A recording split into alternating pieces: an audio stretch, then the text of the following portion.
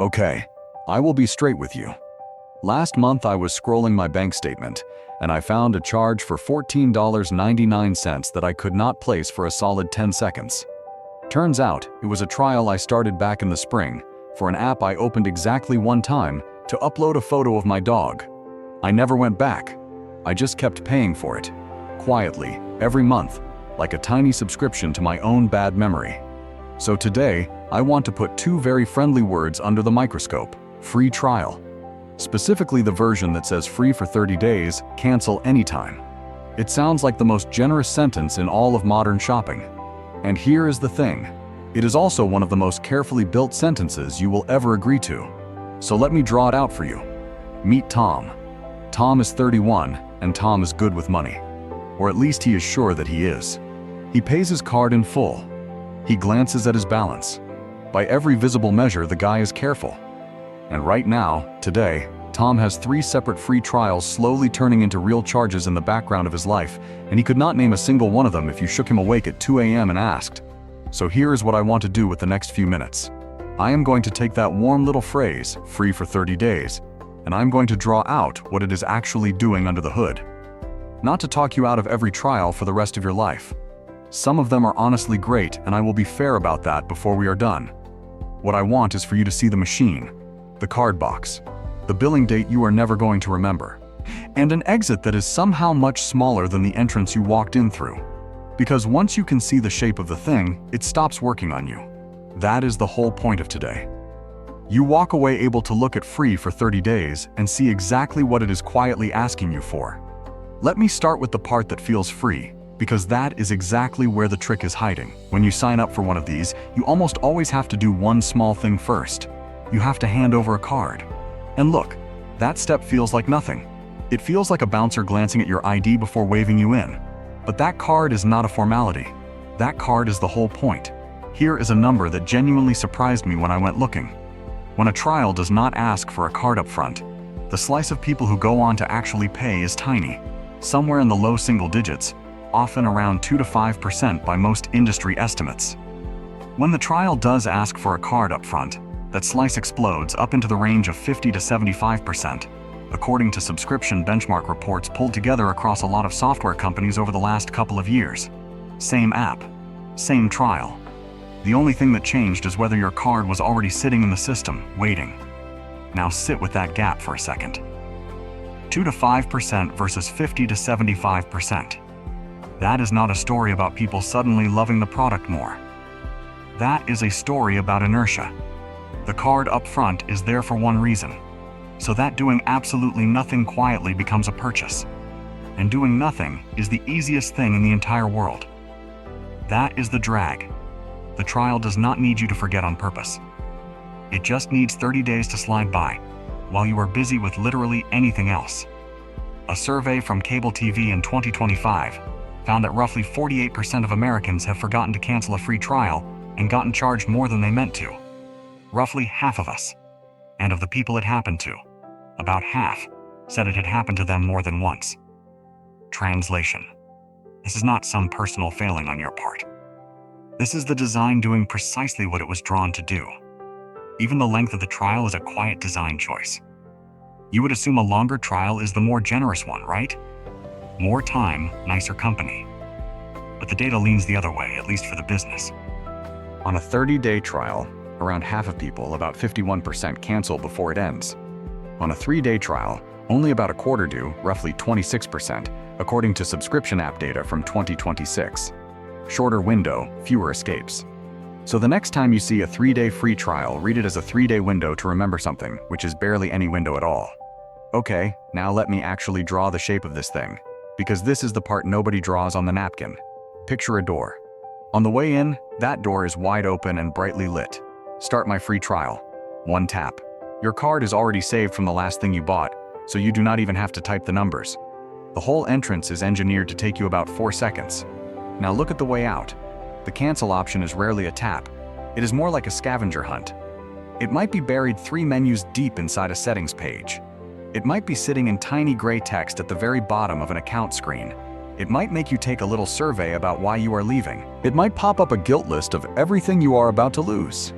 And in some cases, and this honestly still happens in 2026, it asks you to phone an actual human during business hours to say the words out loud. Researchers even have a name for this design. They call it the Roach Motel. Easy to check in, strangely hard to check out. A whole academic paper back in 2024 mapped these cancellation flows across several countries and found exits built with real, deliberate friction. Forms to fill, phrases to type, reps to call. And there is one more sneaky little move worth knowing by name. Pre-selection. That is the tiny box, already checked for you. Sitting right under the big Start My Free Trial button, the one that quietly says keep me subscribed when this ends. You did not check it. They checked it for you, hoping you will not notice it long enough to uncheck it. And honestly, most of these companies are not cartoon villains twirling a mustache. They just built a door that is wide on the way in and skinny on the way out because every extra little step on the way out means a few more people sigh, give up, and keep paying. Personally, here is my read on it. If a service needs me to call a person just to quit, that tells me everything about how confident they really are that I would have stayed. And look, regulators have noticed all of this. As of when I am recording this, the rules here are genuinely in flux, so please take what I am about to say as a snapshot and not as gospel. Back in late 2024, the Federal Trade Commission finalized a rule that got nicknamed Click to Cancel. The whole idea was beautifully simple. Quitting should be as easy as joining. Then, in the summer of 2025, a federal appeals court tossed the rule out on a procedural technicality, just days before it was set to take effect. The agency has since gone back to the drawing board to try again, and here is why any of this even exists. By the FTC's own count, they have logged more than 100,000 complaints about this kind of auto-renewing, hard-to-leave billing in the past 5 years. So if a cancel page has ever made you feel a little trapped, you are extremely not alone. There are 6 figures of you. There is one more small piece I really want you to see, because it is tiny and it matters a lot. The billing date. Your trial does not end on a date that you picked. It ends on a date the company picked, usually counted forward from the exact second you signed up. So the charge lands on some random Tuesday weeks later, tucked in among a dozen other line items, on a statement most of us never read line by line. By the time it actually shows up, the version of you that signed up is long, long gone. That is exactly how Tom ended up with 3. A meditation app he grabbed during one stressful week, a language app he used for a single, very ambitious weekend, and a streaming service for a sport he has never once watched on purpose. Every one of them started life as free for 30 days. Every one of them quietly grew up into a real bill. Okay, now let me do the thing this whole channel exists to do. Let me take just one of these and draw it out long. Pick a single forgotten trial. Say it settles in at about $15 a month. That is $180 a year for a thing you are not even using. Annoying, sure, but survivable. Here is where small stops being small. Let me check the scoreboard at year 10. If you had taken that exact same $15 a month and dropped it into a basic index fund instead, assuming about 8% average annual returns, and I want to be crystal clear, that is an illustration and not a promise. The market does whatever it feels like. That $15 a month grows to roughly $2,700 over 10 years. From one forgotten trial. Now stretch the same little habit out to 20 years, and it lands right around $8,800. Almost $9,000, sitting inside one charge you would have struggled to even name. Small drawing, big number. And here is the part that actually made me sit up. Remember Tom and his 3. Run that same math on all of them. Call it $45 a month together, and that quiet background habit becomes somewhere around $8,200 over 10 years, and north of $26,000 over 20. That is used car money, hiding inside 3 charges he genuinely forgot he was making. Now here is the psychology underneath the whole thing in plain human language. Economists talk about a thing called the pain of paying. When you physically hand over cash, it stings a little. And that sting is actually useful because it makes you pause and ask whether the thing is worth it. A card softens that sting a lot. And an automatic charge that fires at 3 a.m. on a date you never chose, buried inside a long statement, removes the sting completely. There is no real moment of paying and no decision to actually feel. The entire system is tuned to keep the purchase sitting just below the level where your brain would normally wake up and go, wait, hang on. Do I even still want this? A 2022 survey from C+R Research put hard numbers on the fog. People guessed they were spending about $86 a month on subscriptions. When they sat down and actually added everything up, the real average came out to $219. That is a gap of around $133 a month that people did not even realize was leaving their account. And about 42% of them admitted they were still paying for something they had already stopped using. Translation: in this economy, your forgetting is doing real work. It is quietly powering a big chunk of the revenue.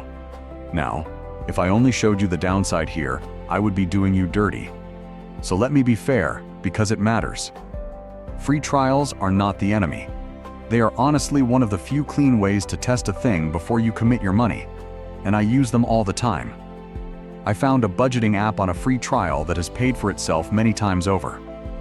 The thing worth watching is the specific part that quietly bets on you forgetting.